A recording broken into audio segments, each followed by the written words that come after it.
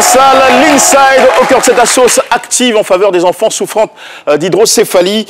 L'invention qui révolutionne l'industrie du sucre. Vous allez le découvrir avec beaucoup de plaisir. Et ce n'est pas tout. Les réponses à toutes vos questions en ligne. Et puis cet échange attendu avec Charlotte Nguessan, jeune entrepreneur digitale et informaticienne ivoirienne basée à Accra, qui a été distinguée par l'Académie royale d'ingénierie. C'est une fierté pour l'intelligence artificielle en Afrique. Elle sera sur notre plateau. Mesdames et messieurs, bonjour et bienvenue, chers tous, dans le grand jour des chroniques sur CMidi. Bienvenue aussi à nos chers amis de l'École des sciences de la communication et du management, ESCOM, et à l'ONG Jeunesse panafricaine.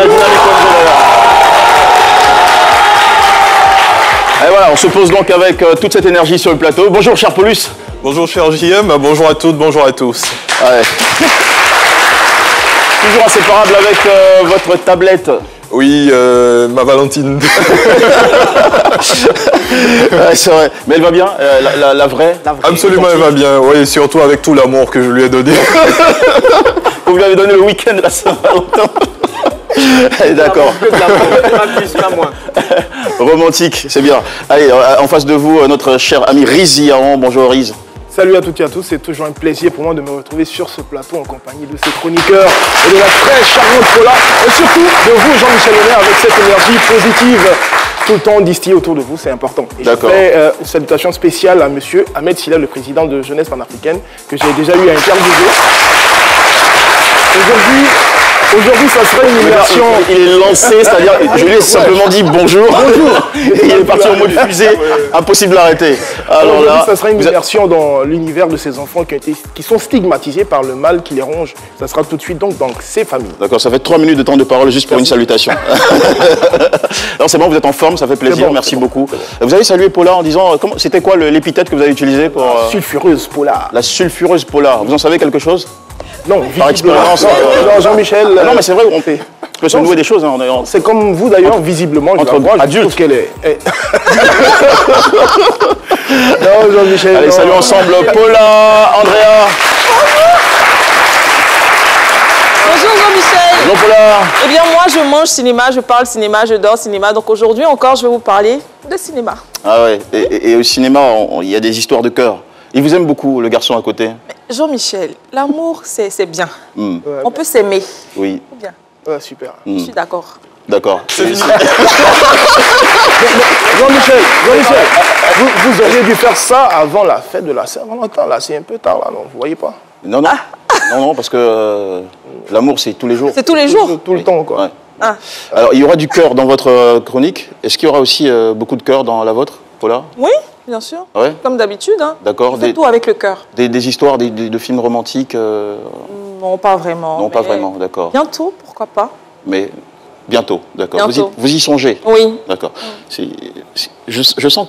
C'est la Saint-Valentin qui continue sur mes lèvres, en fait. Je suis dans le thème.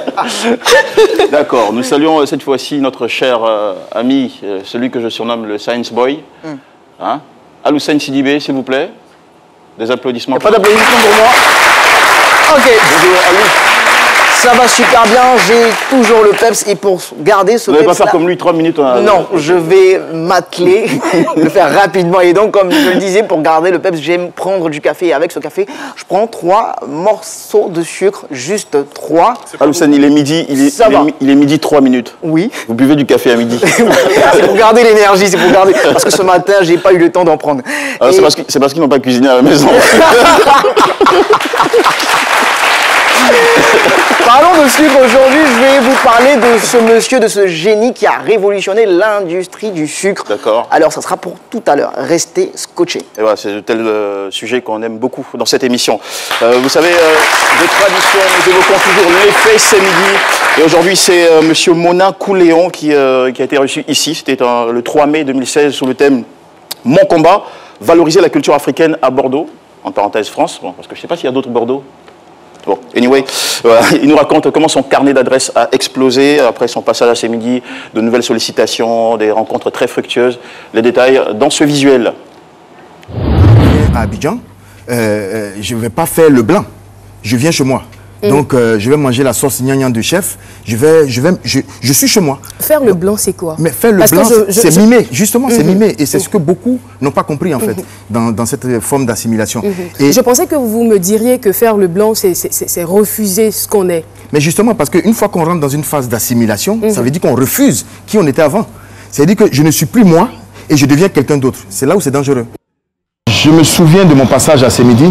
La thématique tournait autour de mes activités culturelles à Bordeaux.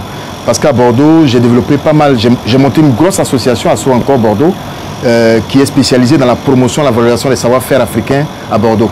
J'ai eu de belles retombées par rapport à cette émission parce que ça m'a permis aussi également de nouer des contacts, des personnes qui ont voulu en savoir un peu plus sur mes activités. Donc, très intéressant à ce niveau-là.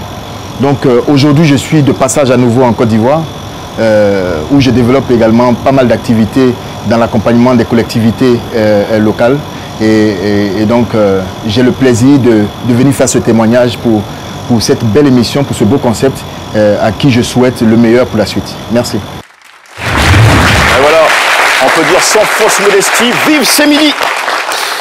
Ephrata, ou Ephrata, c'est le nom de l'ONG dont vous allez nous parler aujourd'hui. Justement. C'est la bonne prononciation? Ephrata. Ephrata. Ephrata. Ça veut dire ouvre-toi en hébreu? Ou refuge. Refuge. Voilà. D'accord. Ephrata ou refuge, ça dépend. Pardon? Ephrata ou refuge, ça dépend. Ça dépend, d'accord, ok, il n'y a pas de souci. Ah non, je fais une prononciation, c'est Ephrata qui veut dire ouvre-toi, et voilà. Ephrata, refuge. Ok. Ça se bouscule parfois dans ma tête, hein, c'est pas... Justement, ce sont des thèmes un peu sensibles quand même. Ok. Donc, nous allons voir. Il n'y a pas de souci. Ils sont sur un sujet sensible, comme vous l'avez dit. Voilà un sujet sensible que nous allons vous exposer tout à l'heure dans ces familles. Ok. Rizian, ces familles. Il est midi et nous sommes à Yopougon, quartier Maroc, à la Maison de l'Espoir Émérique, un centre dédié au traitement de l'hydrocéphalie ou du spina bifida. Une initiative personnelle de Madame Niakabi Marie, fondatrice de l'association Ephrata, qui s'est donné pour objectif de lutter contre cette maladie. Qu'est-ce que l'hydrocéphalie ou encore le spina bifida? Pour en savoir plus, suivez-moi. Bien installé dans les locaux de la Maison de l'Espoir Émérique, en compagnie de Monsieur Gada Yao, coordinateur Ephrata Abidjan. Alors Monsieur Gada, tout se passe bien ici? Tout se passe très bien, Monsieur Yao. Qu'est-ce que l'hydrocéphalie ou encore le spina bifida? Ok, l'hydrocéphalie, le spina bifida sont d'abord des malformations. Des malformations qui atteignent nos enfants, soit à l'accouchement ou après un certain moment, un certain âge. Et ça se déclenche. Voilà, donc c'est des malformations, des maladies, soit congénitales ou bien des maladies qui apparaissent lorsque les enfants naissent. Voilà. Quels sont les effets apparents de cette maladie? Les effets apparents de cette maladie, le premier effet apparent, c'est le grossissement de la tête. Lorsque la maladie se déclenche, notamment pour l'hydrocéphalie, la tête commence à prendre des proportions énormes. Et donc il faut rapidement juguler cela. Le spina bifida, c'est au niveau du dos. Il y a comme une formation de bosse qui apparaît. Et le spina bifida, généralement, aboutit sur l'hydrocéphalie. Est-ce que les interventions peuvent changer quelque chose? Oui, les interventions peuvent changer quelque chose. Et c'est pour cela même qu'on avait souhaité organiser un salon pour informer les parents. C'est-à-dire que lorsque ces maladies sont décelées très tôt, l'enfant a beaucoup de chances d'avoir la motricité de ses membres. Comprenez?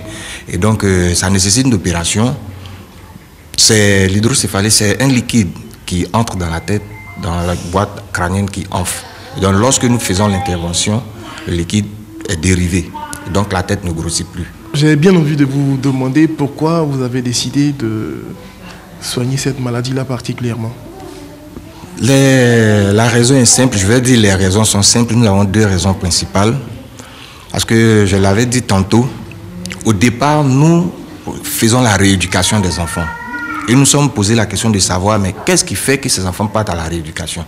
C'est qu'il y avait l'hydrocéphalie. Donc nous sommes allés en amont pour essayer de saisir cette maladie, pour que les enfants n'aient pas à subir la rééducation. Ça, c'était le premier aspect. Le deuxième aspect, nous nous sommes rendus compte que c'est une maladie dont le traitement coûte très cher, extrêmement cher. C'est-à-dire que la valve seule, qui est l'appareil de dérivation, fait près de 600 000 francs. les frais d'opération montent autour de, les frais de chirurgie montent autour de 1 200 000. Quand on cumule le tout, on est facilement à 1 800 000. Et c'est justement à ce niveau-là que vous intervenez. Voilà, parce que réellement, ce n'est pas tous les parents qui ont les moyens de faire face à cela. Notre plus grande satisfaction, c'est de voir les enfants avoir une vie normale. Et comme nous le disons, notre logo, Ephrata, c'est la vie. Et notre sigle, c'est donner vie à la vie. Alors, très chers téléspectateurs, ces enfants, comme tous les autres, ont droit à la vie. Et ensemble, soyons leur espoir. Merci, à bientôt. Très positif comme sujet, mon cher Rizillon. Vous revenez de cette expérience avec quel sentiment? Un sentiment d'avoir fait quelque chose de très bien. Parce que ces enfants sont stigmatisés, comme je le disais, on les appelle des enfants sorciers ou des enfants génies. Pourtant, ce phénomène s'explique médicalement. C'est justement un liquide qui s'emmagasine dans la tête et qui crée ce volume-là assez exorbitant. Donc, il faut d'abord détecter le mal, aller à l'hôpital pour des examens prénataux, voilà, très tôt, ou après la naissance, faire attention à la taille de la tête. Chaque fois que vous pouvez, si vous trouvez quelque chose d'anormal, vous avez juste à prévenir un médecin obstétricien. Et ensuite, quand ça commence à être un peu visible, il faut aller rapidement pour des soins. Mais ce qui est compliqué, c'est que même après l'opération, l'effet est irréversible. La tête reste comme elle était. Donc voici pourquoi il faut sensibiliser, il faut communiquer et expliquer aux parents le bien fondé de détecter cette maladie-là très tôt. Voilà. D'accord, alors moi je suis téléspectateur, je suis C'est Midi, je viens de voir votre sujet, j'ai envie de faire quelque chose pour ces enfants atteints d'hydrocéphalie. Quelle doit être la démarche à suivre? Alors vous vous rendez directement à l'association Ephrata, qui est située à Yopougon.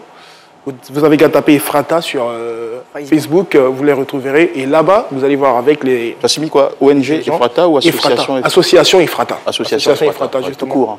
Tout court, sans plus. Voilà, ok. Justement. Et là, vous allez là-bas, vous avez toutes les informations, vous faites des dons, vous participez à la guérison d'un enfant. Et ça, c'est important. On peut faire des dons vivres?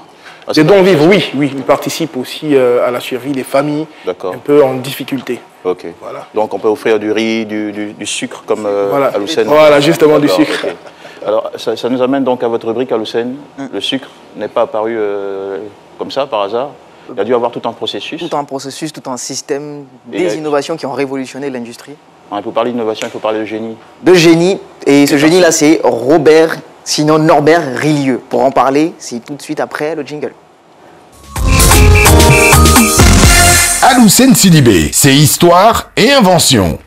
Norbert Rillieux est né d'une mère esclave à la Nouvelle-Orléans et d'un père de nationalité française. Norbert Rillieux fut un véritable génie de la mécanique dans une époque où l'éducation pour les Noirs était quasiment inexistante. Il réussit à intégrer la célèbre école, sinon la prestigieuse école centrale Paris, et en devient même plus tard le directeur. Dès 1830, Norbert Rillieux commence à écrire des projets, sinon des traités, des rapports qui lui favorisent, sinon qui lui apportent la reconnaissance et la crédibilité des intellectuels de l'époque, des intellectuels européens. C'est aussi à cette époque qu'il pose les premières bases de son invention révolutionnaire, l'évaporateur à effet multiple. Il faut dire qu'avant son invention, pour obtenir du sucre, on utilisait la méthode Jamaica Trend. Cette méthode était très longue et le résultat obtenu après le traitement était juste mauvais. La méthode s'appelait comment? Jamaica Trend. Jamaica Trend. Tendance jamaïcaine ou mode jamaïcaine. Mode jamaïcain. C'était quoi? C'était une méthode musicale? Non, c'était pas une méthode. D'accord, je vais comprendre. Dites-nous. Il faut dire que l'invention, sinon cette révolution qu'apporte Norbert Rillieux, révolutionne l'industrie. Donc, elle permet d'aller rapidement, d'avoir une meilleure qualité de sucre. Et donc, toutes les plantations américaines commencent à utiliser son dispositif. Les résultats, comme je l'ai dit, sont incroyables. Alors, il revient aux États-Unis. Aujourd'hui encore, dans des industries de fabrication de savon, de lait concentré et de colle forte, on utilise la méthode Rillieux.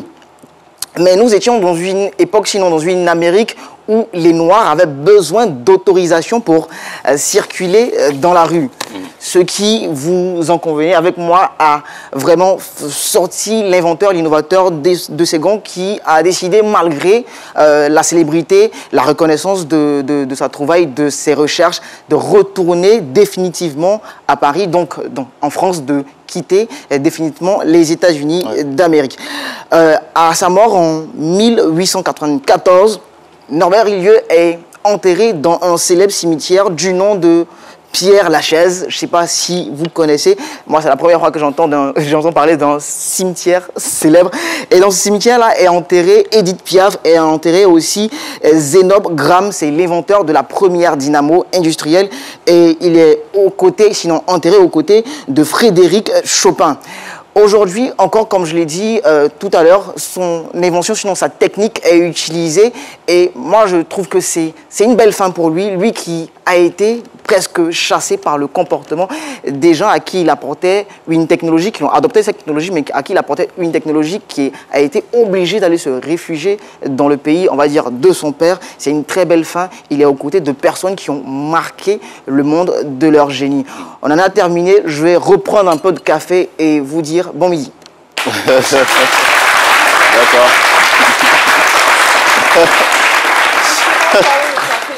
Moi, j'aimerais bien savoir, est-ce que tu sais, est-ce que vous savez véritablement qui a créé le café baoulé? Non.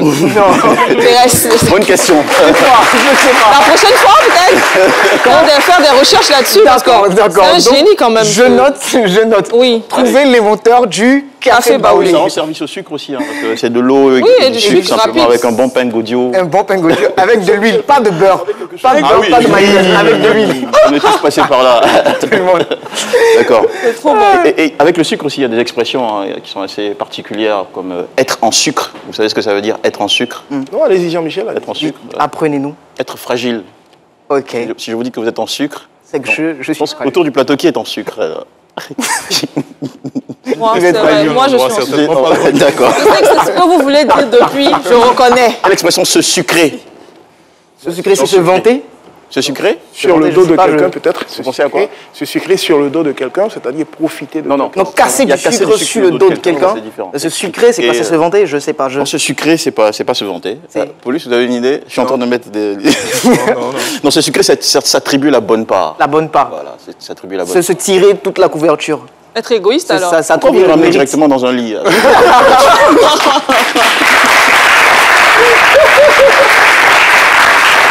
Bon, ça va, j'ai vu qu'on vous êtes pur sucre. C'est-à-dire que vous êtes authentique. Authentique, pur sucre. Allez, on se fait une pub et on revient, mesdames et messieurs. J'adore. Bon retour, le grand jour des chroniques sur C'est Midi. Je viens de regarder l'image avec, sur la scène avec Fally Ipupa et la façon dont les bodyguards ont escorté, je ne sais pas si c'était gentiment ou furtivement, rapidement, ces fans qui ont atterri sur la scène. Je me demande si un truc comme ça arrivait ici, qui nous défendrait? Si ça arrivait où? Sur ce plateau. Sur ce plateau. Je pense que ça va pas arriver. Tant mieux alors.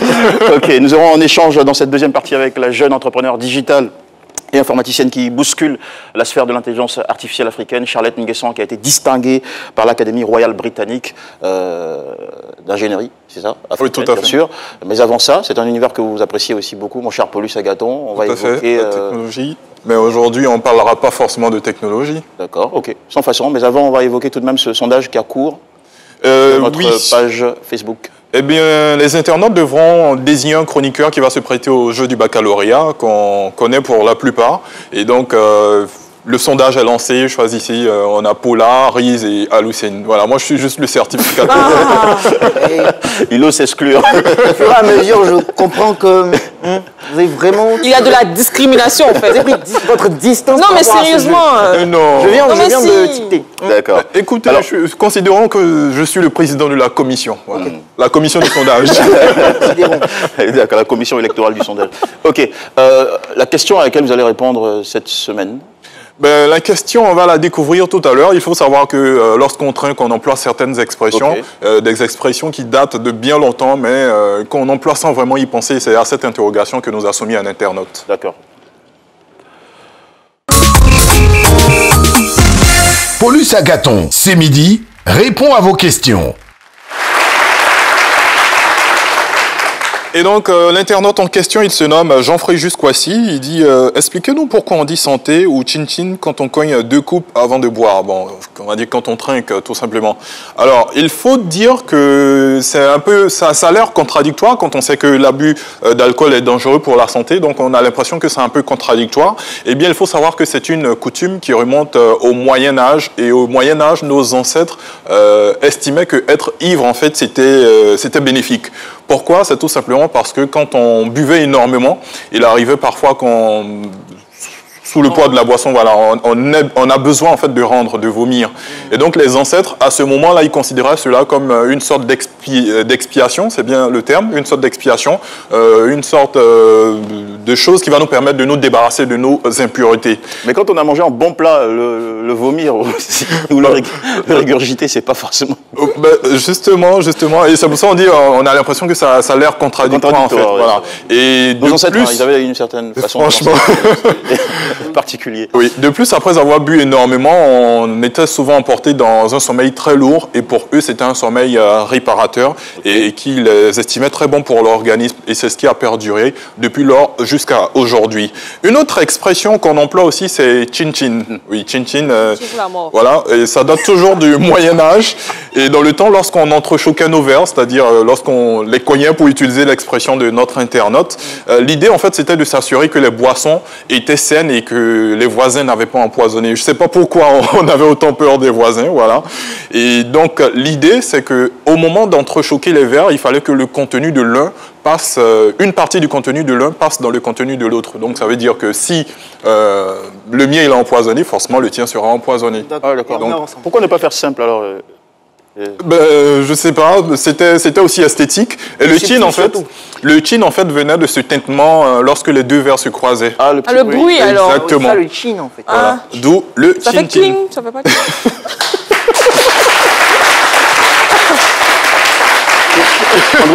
Elle a l'air d'en savoir des choses. Vous avez une oreille bien tendue. Oui. Vous êtes accoutumé à ce type de... Non, je bois pas beaucoup, mais j'entends. Mais quand vous buvez un peu. Quand je bois un peu, je reconnais. Ça fait pas chin, ça fait quoi? Ça fait cling. Alors, il faut faire attention cependant parce que ce n'est pas dans tous les pays qu'on emploie le terme chin-chin. Et peut-être dans des langues, ça peut avoir des significations particulières. En Russie, ils disent quoi? En Russie, malheureusement, je n'ai parce qu'il y a je pense parce que là où ça, il a une énorme tradition de consommation d'alcool, de vodka. Oui, quand même. Mais bon, pour la Russie, je ne sais pas, mais je propose de revenir en Côte d'Ivoire parce qu'ici également, on trinque. Et il faut savoir que la Côte d'Ivoire a occupé en 2018 et 2019 la 3e place du plus grand consommateur de champagne en Afrique. Wow. Derrière le Nigeria, 2e. Est-ce qu'il faut s'en féliciter? Premier. Bon, c'est la question que je me suis posée. Je ne sais vraiment pas. L'Afrique du Sud est premier. Alors, les chiffres de 2020 ne sont pas encore disponibles. C'est sûr qu'on a grimpé là. Mais d'ici là, je voudrais rappeler que l'abus d'alcool est dangereux pour la santé, tout comme la conduite en état d'ivresse est interdite. D'accord. Chin-chin. D'accord. Super. Alors, ça va, Andrea? Oui, ça va. Ok, super. Ouais, je voulais demander quelque chose en fait. Chin-chin ou la mort là? Chin-chin ou la mort, ça vient d'où? C'est vous qui l'avez employé, je pensais que... Vous ne connaissez pas l'expression chin-chin ou la mort? Non. Ça, c'est cinématographique, non? C'est votre univers. Vous deviez nous...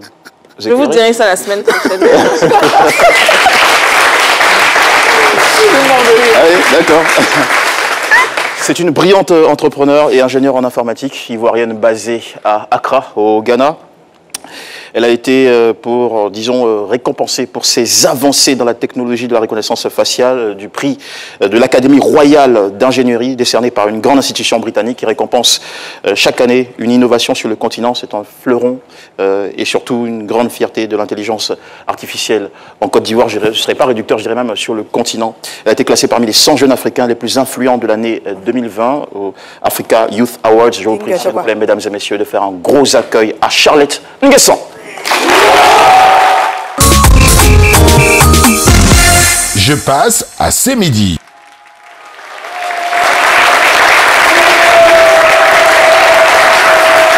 Charlotte Nguessan, bonjour, bienvenue. Vous appréciez l'accueil? C'est un peu comme un accueil de rockstar. C'est vrai que vous n'êtes pas très musique. Bon, ça va, j'apprécie. Super, ok. D'accord. On doit dire merci à nos amis de DESCOM et à l'ONG Jeunesse Panafricaine. En tout cas, ils sont super sympas. Alors, Charlotte Nguessan, on a beaucoup parlé de vous sur la toile lorsque les Ivoiriens ont appris qu'ils avaient une sœur, une fille, dans un pays anglo-saxon qui avait décroché une récompense aussi prestigieuse que celle de l'Académie royale d'ingénierie. Et surtout, vous êtes la seule fille... Bon, la première femme africaine. La première femme africaine. À remporter le prix. La seule jusqu'ici. Voilà, à avoir décroché ce prix important.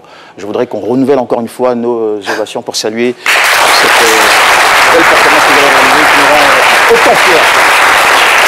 Alors Charlotte Nguessan, vous êtes aussi cofondatrice depuis 2018 avec 3 amis à vous. Exactement. Vous avez rencontré dans votre école, l'école qui vous a formé au Ghana, qui est Meltwater Entrepreneurial School of Technology. Il est bon mon anglais? Très bien. Great, ok.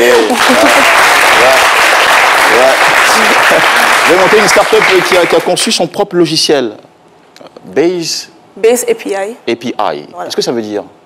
Normalement, Base, c'est pour dire Banque Alliance, vu qu'à la base, on était focus sur les institutions financières, donc les banques. Mais à la longue, on a pu développer la solution et puis cibler d'autres marchés. Donc, Base API, c'est un API, on peut dire un logiciel, qui permet aux entreprises financières, même entreprises, toutes ces entreprises-là qui ont des difficultés au niveau de la sécurité, aussi au niveau de eKYC, de pouvoir faire la vérification de l'identité de leurs clients à distance. Donc aujourd'hui, le client n'a pas forcément de se déplacer physiquement dans une entreprise pour avoir accès à un service. Il peut le faire à distance et avec notre solution, on peut faire la vérification. Et pour ce processus-là, on utilise la reconnaissance faciale, qui est une technologie aussi très avancée. Voilà. D'accord, super. Alors quand on vous entend comme ça, on se demande où est-ce qu'elle a été, est-ce qu'elle a fréquenté chez nous ou uniquement au Ghana.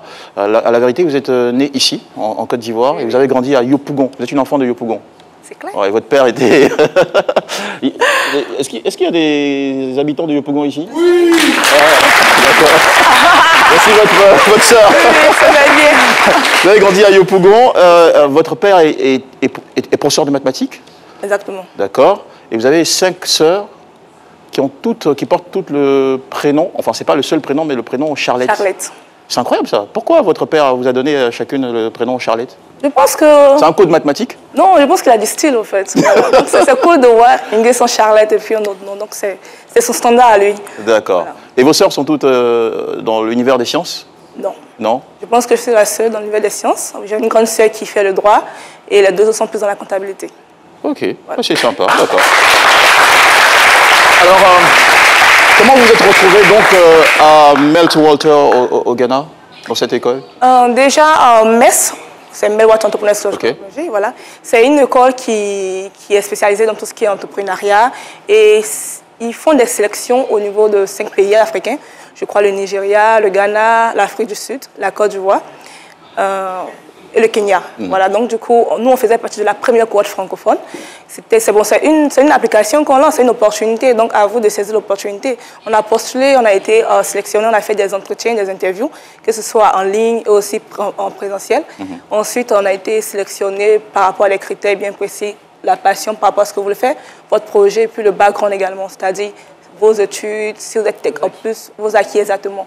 Donc, par rapport à ça, on a pu être sélectionné et puis on a pu rejoindre le programme pour 1 an de formation. D'accord. Vous êtes parti en quelle année En 2017. En 2017, oui. Après votre bac ou... Non, avant ça, il faut préciser que vous avez eu un BTS en électronique et informatique. Une licence en réseau génie logiciel. Et une licence en réseau génie logiciel. Voilà. Donc, c'est après ça que je suis partie à Accra pour faire la formation de 1 an, vu que j'aspirais à être entrepreneur, et surtout dans le domaine de la technologie. Et voilà, ça a été 1 an de formation et puis j'ai eu la possibilité de rencontrer mes cofondateurs dans cette école. Parlons de formation, qu'est-ce qu'on vous apprend particulièrement dans cette école?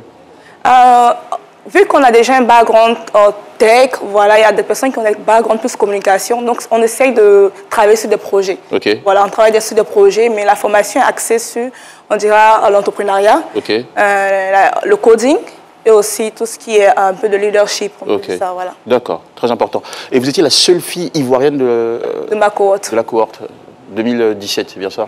D'accord. La première fille, voilà, Marchement, bon, c'est pas la seule fille. Depuis que vous êtes passé, les portes se sont ouvertes pour d'autres filles. Exactement, voilà, merci. Hein.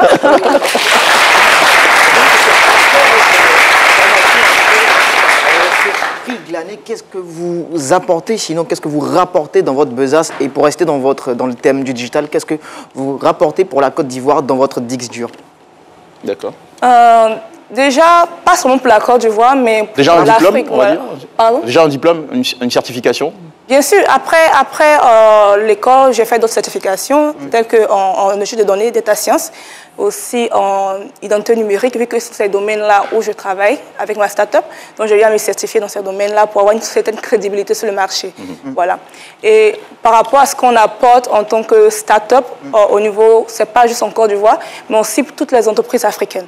Voilà, donc du coup, on aide ces entreprises-là à penser plus, pas innovation, mais ces solutions. Aujourd'hui, on parle de mobilité, on parle de sécurité. Ce sont des thèmes qui sont vraiment importants actuellement. Voilà, parce que la cybersécurité, c'est réel. Hein. Voilà, c'est réel.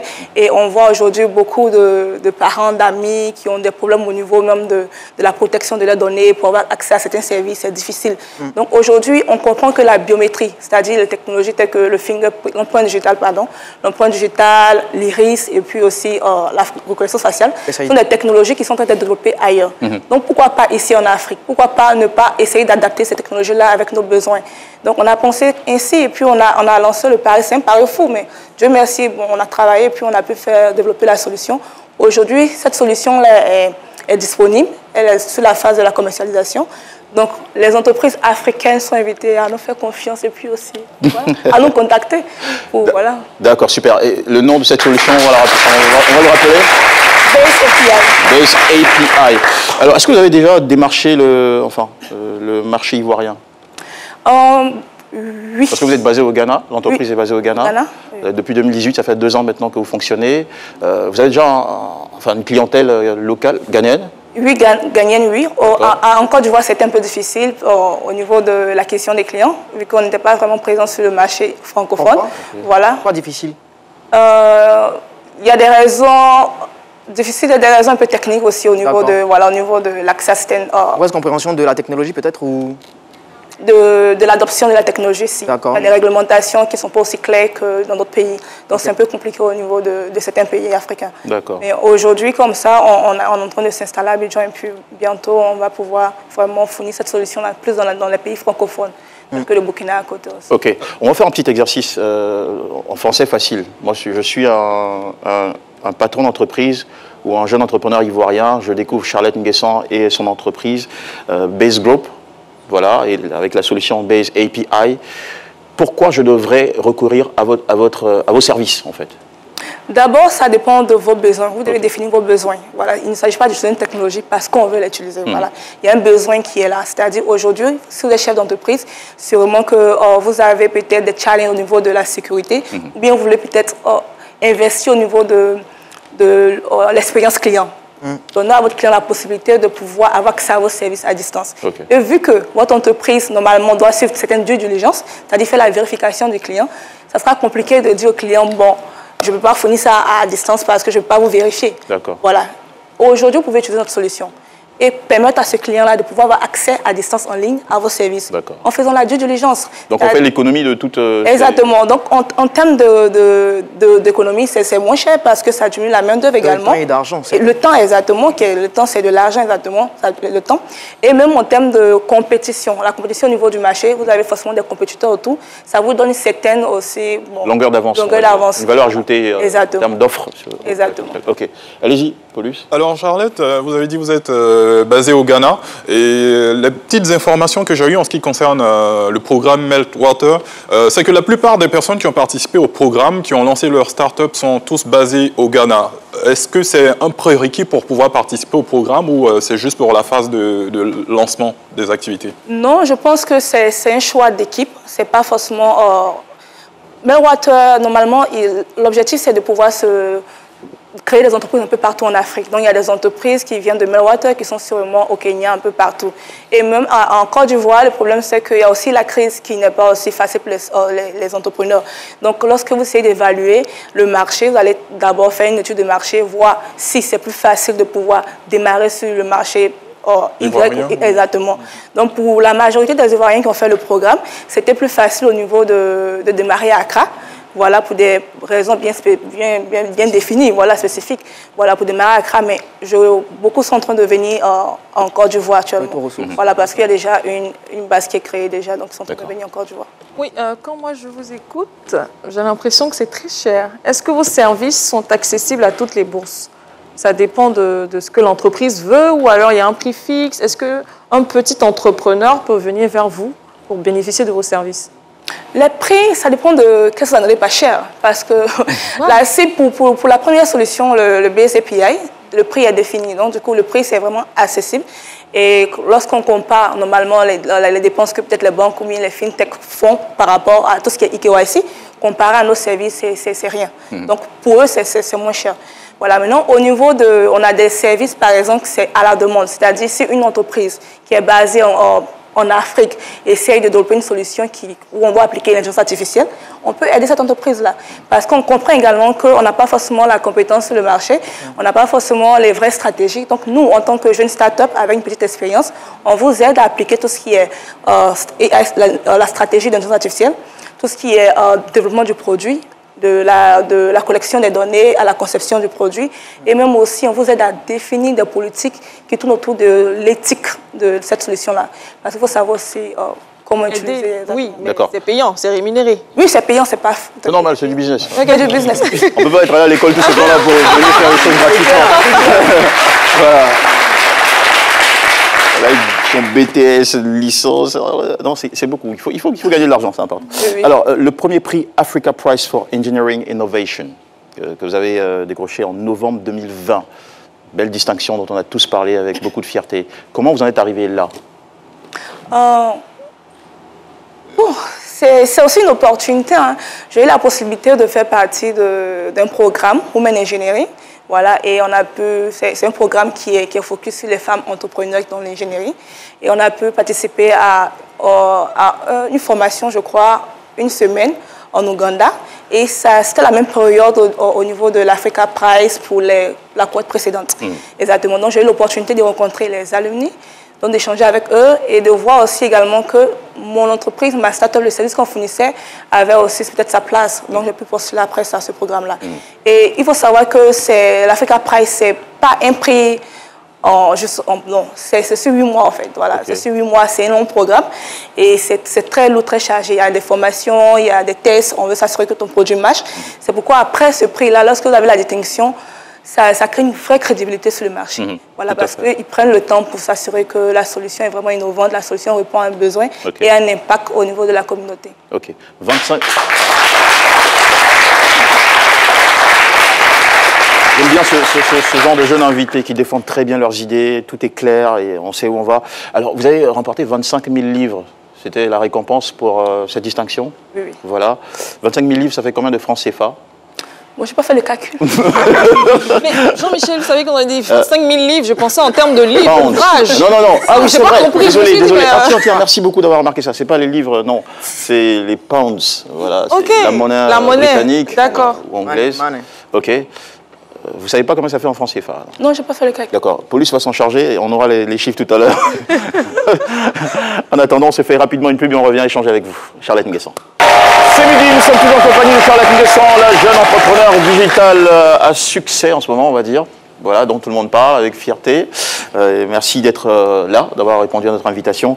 Et tout de suite, la petite question. C'est bon, Paulus, on a les chiffres?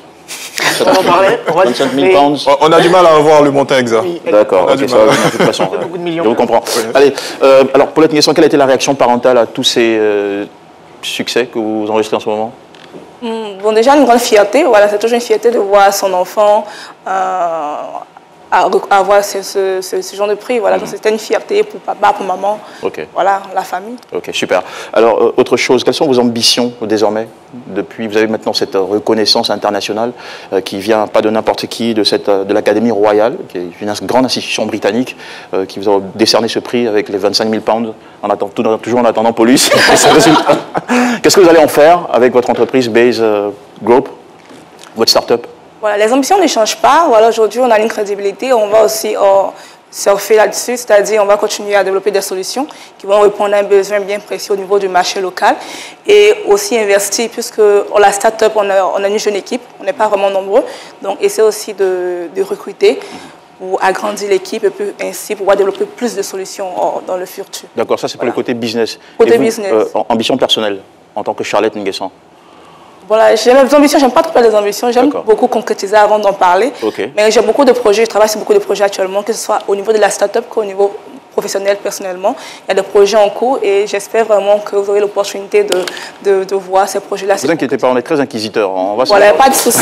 Alors avant de terminer, Charlotte Nguessan, puisque votre univers c'est la reconnaissance faciale, voilà, l'intelligence artificielle, est-ce que vous avez réussi à faire la reconnaissance faciale de celui qui va vous accompagner pour le reste de votre vie? Qui va m'accompagner? Dieu. Mon langage est très soutenu. D'accord. Vous avez réussi à faire la reconnaissance faciale de votre amour? On sort de la Saint-Valentin. Oh. Non. Là,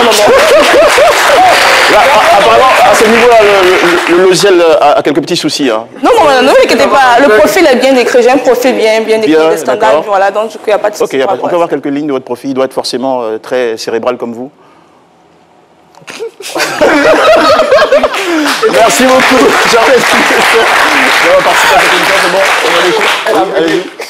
Non, on a toujours peur de chiffres, je sais pas, mais monsieur il est en train de la protéger, mais en tout cas, on est très fiers de vous. Sachez que tous les Ivoiriens ont beaucoup apprécié. Ça me fait plaisir d'avoir cette jeunesse innovante, dynamique, qui fait bouger, bousculer les choses. Bonne continuation à vous et on vous espère, pourquoi pas, très prochainement pour d'autres grandes nouvelles avec votre entreprise, Base Group. Alors, si je suis intéressé, qu'est-ce que je fais? Je vais sur les réseaux sociaux, je tape... nous avons un site web, vous pouvez mettre Base Group aujourd'hui, voilà, Base Group, un site internet. Voilà, un site internet, on est aussi visible. Non, c'est BACE. D'accord. Voilà. Okay. BACE et groupe sans E à la fin. D'accord, voilà. Ça marche. Allez, merci beaucoup. Toutes nos félicitations renouvelées par ces applaudissements. Et on va finir avec vous, ma très chère Andrea. Vous avez visité l'une des grandes salles de cinéma ivoirien, le cinéma Majestic, et échangé avec le directeur d'exploitation. Monsieur Sylvain Agbré, qui a accepté de répondre à quelques petites questions, notamment comment se comportent nos films ivoiriens en salle, parce qu'on sait qu'en ce moment, le cinéma ivoirien est en plein essor, même s'il y a encore beaucoup de choses à faire. Donc voilà, je suis allée le voir, il a accepté de me répondre, et puis bah, vous verrez. La découverte en vidéo. Paula Gouré, c'est ciné, c'est média. Je suis en ce moment chez moi, dans ma magnifique salle de cinéma privée. Voilà, je vais me mettre un film. Je vous invite à regarder avec moi. Et oui, être chroniqueuse à ces midis, ça paye. Je peux même avoir des salles de cinéma chez moi. La vie, c'est les gigas. Je rigole, je suis juste venue interviewer Monsieur Sylvain Agbré, qu'on va recevoir tout de suite et maintenant. Monsieur Agbré, bonjour. Bonjour. Ok. Depuis quand êtes-vous directeur de Cinéma Majestic? Alors, je suis directeur de Majestic depuis mai 2015. Et quel cursus scolaire est-ce qu'on doit faire pour espérer devenir directeur de Cinéma Majestic? Alors là, c'est une très bonne question. Moi, j'ai un parcours assez particulier. Je n'ai pas fait d'études pour travailler dans le cinéma. J'ai commencé vraiment au bas de l'échelle. J'ai commencé en tant que caissier, contrôleur à la porte, ensuite manager de la salle jusqu'à aujourd'hui, devenir directeur d'exploitation. Donc j'ai fait toute la chaîne de valeur qu'on a dans le corps de notre métier et ça m'a pris une dizaine d'années pour être là aujourd'hui. Quelles sont les tâches qui vous sont assignées? Alors, si vous voulez, un directeur d'exploitation, c'est celui qui a en charge le management des équipes opérationnelles. Donc, la direction générale va mettre en place un certain nombre de standards. Donc, lui, il doit veiller à ce que les standards puissent être bien exécutés sur le terrain par les équipes. Il va contrôler le planning de travail des équipes. Il va s'assurer que le client est dans les meilleures conditions pour voir les films. Il va s'assurer que les films se passent dans les meilleures conditions. Forcément, vous êtes parfois confronté à certaines difficultés. Est-ce que vous pouvez nous en parler? Oui, on a d'énormes difficultés, mais moi je ne dirais pas que ce sont des difficultés, c'est plutôt des défis à relever au quotidien. Mais pour moi, l'un des plus gros défis, c'est la constance dans les standards qu'on met en place. Parce que, en fait, quand vous venez une fois au Majestic, il faut que ce soit toujours la même expérience que vous vivez. Et ça, c'est la rigueur de tous les jours. Est-ce que les Majestics sont un produit purement ivoirien? Ou alors ce sont des gens qui sont venus installer ça en Côte d'Ivoire? Parce que c'est ce qu'on entend généralement dans les bruits de couloir. Alors, je peux vous garantir et vous rassurer que le Majestic, c'est fait par des Ivoiriens et pour des Ivoiriens et pour les amoureux du cinéma. Quelle est la démarche à suivre pour présenter un film? Quand le film est fini, il faut faire une belle présentation, un bon dossier de présentation avec un synopsis, une belle affiche, la durée du film, le genre, le casting, la pipe des personnages, qui donne matière aux gens de la communication chez nous de pouvoir bien communiquer autour du film. Dans la vie, il y a un adage qui dit que quand on voit, il faut savoir t'envoyer. J'ai eu le privilège aujourd'hui de vous voir, de vous parler, de discuter avec vous. Est-ce que ça me donne le droit d'avoir, je ne sais pas, une carte de fidélité, une carte membre qui va me permettre d'aller dans n'importe quel cinéma Majestic quand je veux, où je veux, comme je veux? Bon, ce que je pourrais vous dire, malgré la crise, on fera un effort. On fera un effort pour vous inviter au cinéma, pour voir le film que vous souhaitez voir. Le film ou les films? Le film. Merci beaucoup. Allez, on va dire merci beaucoup à notre invitée Charlotte Nguessan pour sa contribution au développement du continent dans l'univers de l'intelligence artificielle et bonne continuation. Bon vent, merci d'avoir été sur ce plateau. Merci à vous, ma chère Andrea. Je vous en prie. Nous allons prendre tout de suite le résultat pour la prochaine fois, oui. Ou je sais pas, pour maintenant, oui, allez. Voilà, alors au terme du sondage, les internautes ont désigné Paula, voilà, pour se prêter au baccalauréat. Il vous a fait quoi, ils sont obligés d'aller là-bas. Juste devant la caméra, voilà, des lettres vont défiler à l'écran et il faudra qu'elle nous donne les noms, voilà, dans les différentes thématiques. Elle regarde l'écran d'en face? Oui, juste l'écran d'en face. Ok. La première lettre, c'est la lettre L, donc un nom d'homme, de femme. Lucien. Voilà. Lucie. Femme. Lucie. Pays. Pays. Oui. Libreville. Non. Attendez. Pays. Non, facile. On continue. Oui. Liechtenstein. Dis un autre truc. Oui. Hein? Fruit. Fruit. Commençons par la lettre L, fruit. Hein? On continue. Animal. Lion. D'accord. On a une autre lettre, le H. H, ok. Hein? Ok. Homme. Hussein. Hein? Femme. Hélène. Pays. Non, c'est pas Hawaï. Haïti. Animal. Avec la lettre H. Ien. Et le fruit. Émission. Non, enfin. On continue. Je vous embête. Merci d'applaudir très fort. Andrea, elle s'est débrouillée. Merci beaucoup à nos amis de l'École des sciences de la communication et du management ESCOM. Merci à vous. Merci à l'ONG Jeunesse panafricaine. Voilà. C'est gentil. Merci. Ok, super. Merci beaucoup. C'est le petit cadeau. Voilà. On vous souhaite une excellente journée à la maison, mesdames et messieurs. On se retrouve avec beaucoup de plaisir demain et après-demain. Toujours dans C'est Midi, votre émission, votre talk show numéro 1 sur RTI 1. Bonne journée.